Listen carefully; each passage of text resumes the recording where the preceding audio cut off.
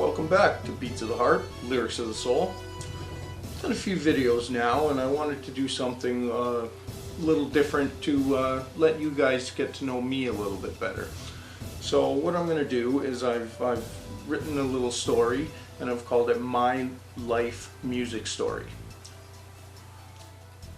Now growing up, I am sure I heard a lot of music, but my earliest music memory where I actually listened to music and knew who the artist was that made the song was around when I was 6 or 7 years old.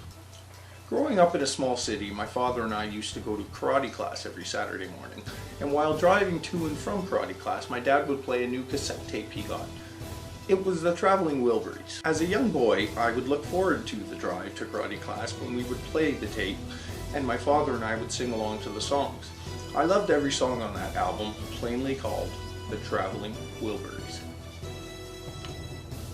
I don't know how anyone couldn't like the music I was hearing. The voices were beautiful, the instruments were beautiful, and the melodies of the songs made me want to move.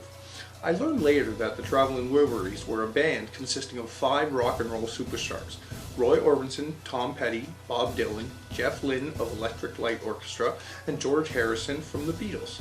I still have all of the Traveling Wilburys music in my library. The next musical memory that I remember is whenever my older brothers weren't home, I would sneak into their room to listen to music on their vinyl record player. Just saying that today makes me feel old. The first record I remember putting on my brother's record player was scary at first, mainly because I had never used a record player before, and if I broke it, my brother would probably beat me up.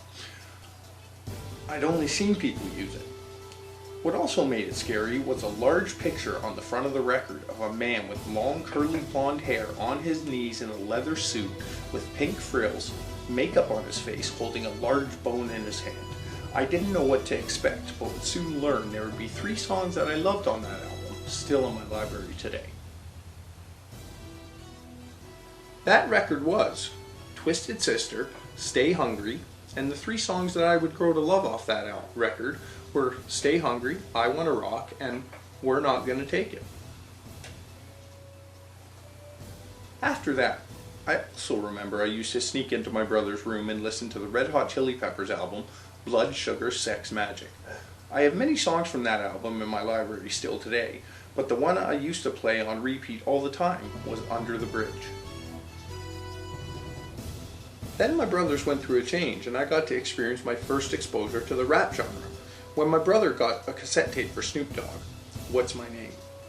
I liked the music. It was different and more upbeat than the rock songs, but I was about to find my own music. This concludes part 1 of 4 of My Life Music Story. I hope you enjoyed it and I hope you tune in for the other 3 parts. Thank you for watching.